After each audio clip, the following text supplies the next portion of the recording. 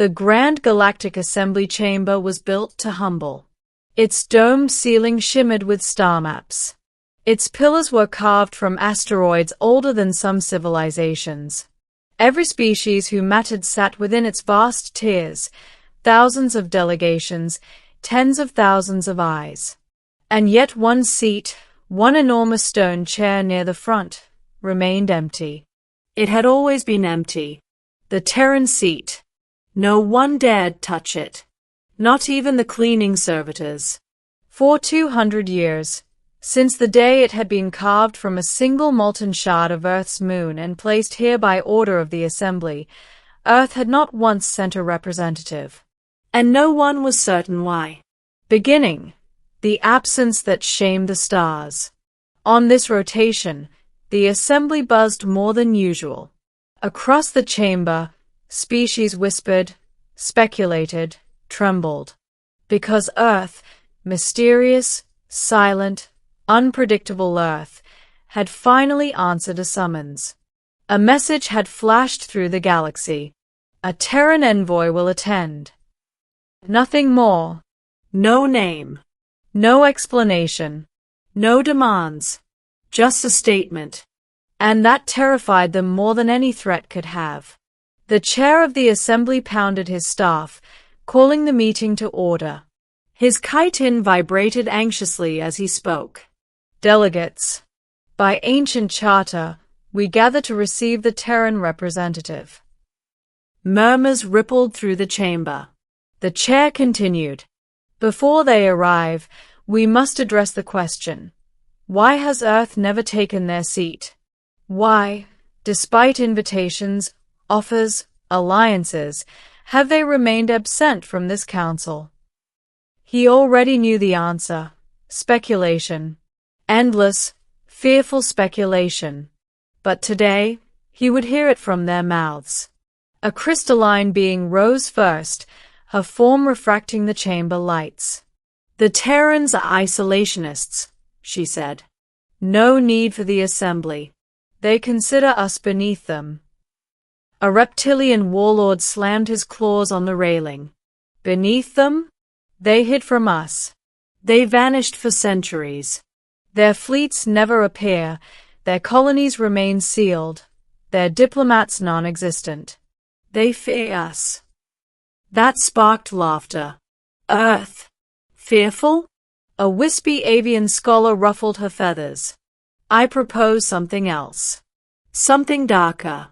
Earth does not sit here, because they cannot. They are gone. Extinct.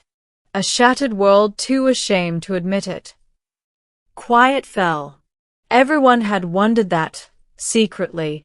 Had Earth fallen? Had humanity died in silence? The chair raised a limb. Enough. Today, we learn the truth. But before anyone could speak again, the lights died. The floor trembled. The ceiling dissolved into a field of artificial stars. Then a voice, clear, human, unmistakably calm, filled the chamber. The Terran envoy has arrived. Middle, the truth they never expected. A ripple of space opened at the entrance. Not a portal. Not teleportation. Something older.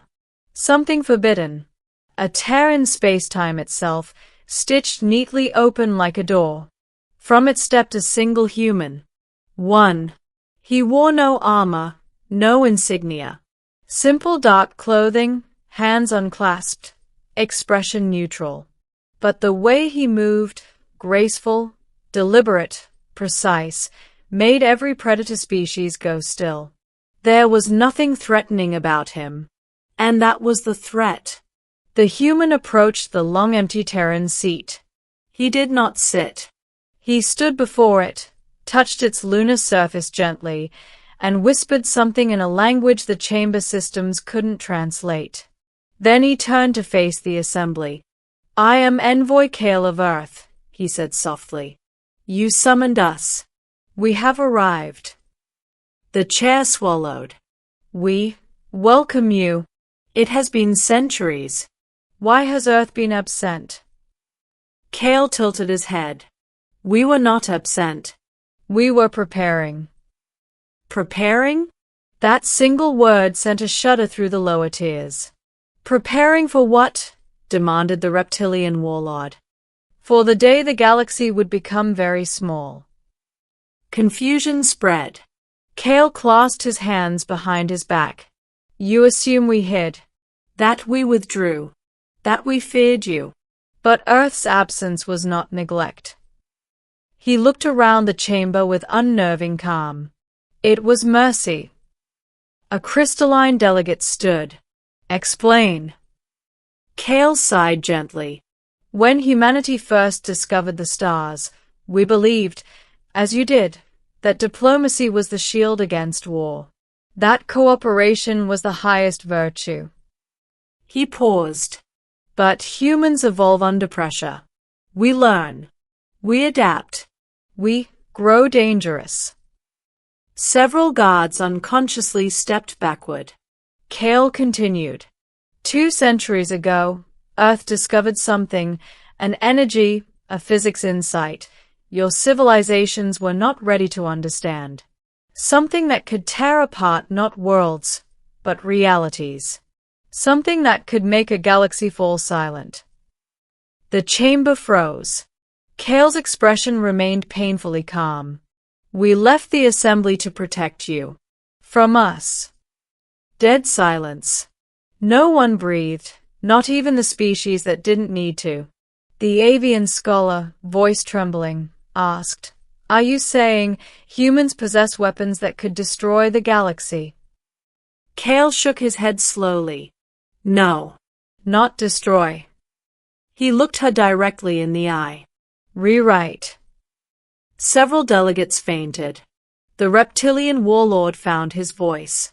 Why come now? Why return? Kale's eyes softened with something like regret. Because the universe is changing.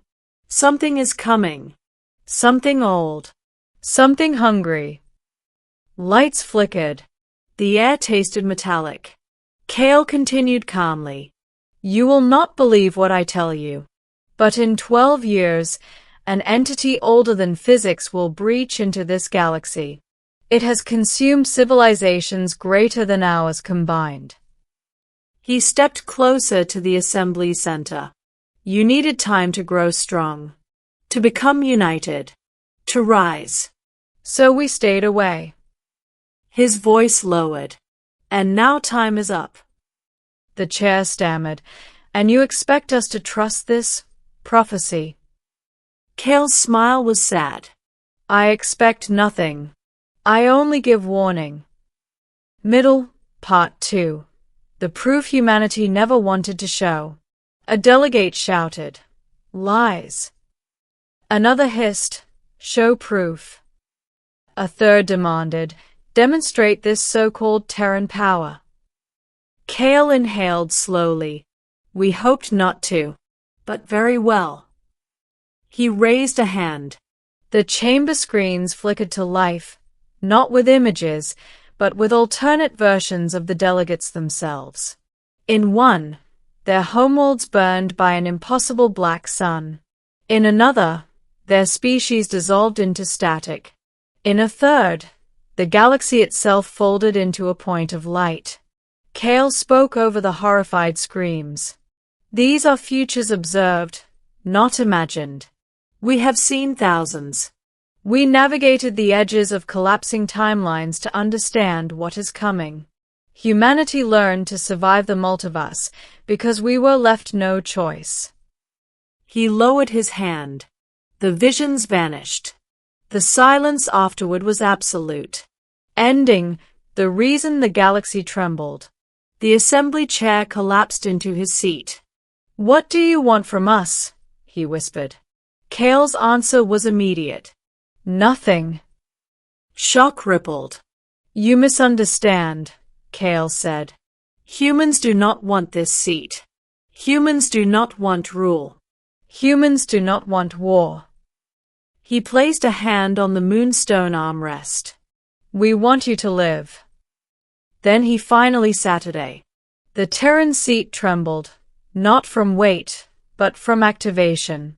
The lunar stone glowed, patterns emerging like constellations rearranging themselves. The chamber hummed as if awakening from a centuries-long sleep. Kale looked around.